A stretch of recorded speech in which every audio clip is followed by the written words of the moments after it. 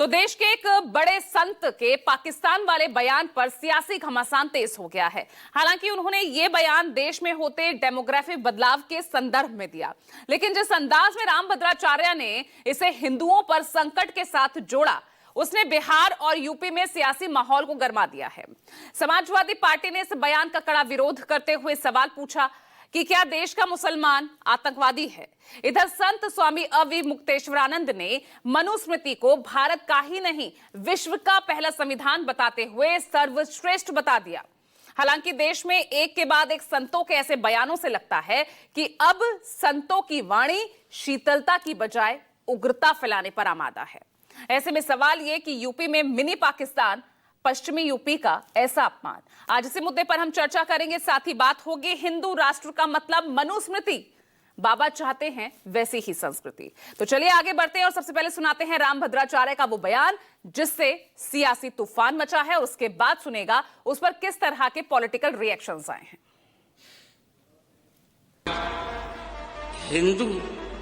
हिंदुओं पर बहुत संकट है, बहुत संकट है। अपने ही देश में हम हिंदू धर्म को उतना न्याय नहीं दे पा रहे हैं। पश्चिमी उत्तर प्रदेश में आकर लगता मानो ये मिनी पाकिस्तान है, ऐसा लगता है। अब हमें मुखर होना है, हम ऐसा नहीं होने देंगे जो कुछ हो जाए। इसलिए अब तो प्रत्येक घर में हिंदू धर्म की पाठशाला बनानी ही पड़ेगी। बहुत बड़ा प्रश्न उठा दिया उन्होंने। उत्तर प्रदेश में तो पिछले 5-6 वर्षों से आदित्यनाथ जी मुख्यमंत्री के रूप में विराजमान, और कहा जाता है कि वो बड़ी बारीकी से कार्य कर रहे हैं। उनके राज में रामभद्राचार्य जी कह रहे हैं कि पश्चिमी उत्तर प्रदेश पाकिस्तान बन रहा है। योगी जी के राज में पाकिस्तान, कैसी बात, सुन करके धक्का लग रहा है। योगी जी के राज में पाकिस्तान कैसे हो सकता है, और अगर रामभद्राचार्य जी कह रहे हैं तो बड़ा आश्चर्य।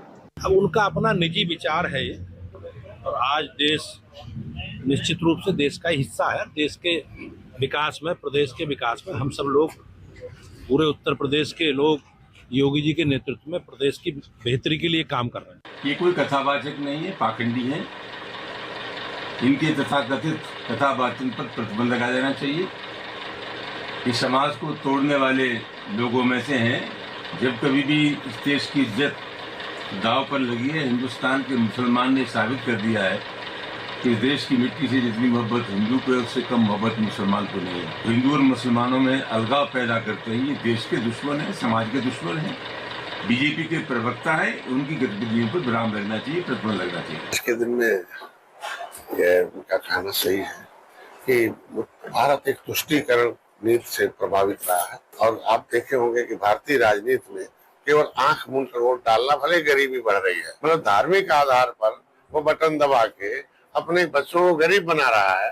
तो हमारी सरकार चाहती है कि मुसलमान के भी बच्चे पढ़े लिखे आगे बढ़े, धार्मिक आधार पर नहीं, राजनीतिक आधार पर बटन दबाएं, जिससे उनके बच्चे भी विकास की उदाहरण है। रामभद्राचार्य जी, आपके लिए तो वसुधैव कुटुंबकम वाली बात होनी चाहिए, और आप भारत, पाकिस्तान, मिनी पाकिस्तान जैसे राजनीतिक और ओछे बयान दे रहे हैं। अगर आपको सामाजिक और धार्मिक जीवन में कहीं कोई दिक्कत आ रही है, राजनीतिक जीवन में आप आना चाहते हैं, तो आपका स्वागत है, लेकिन कम से कम हमारे सनातन धर्म को इस तरीके के ओछे बयान दे करके बदनाम मत कीजिए।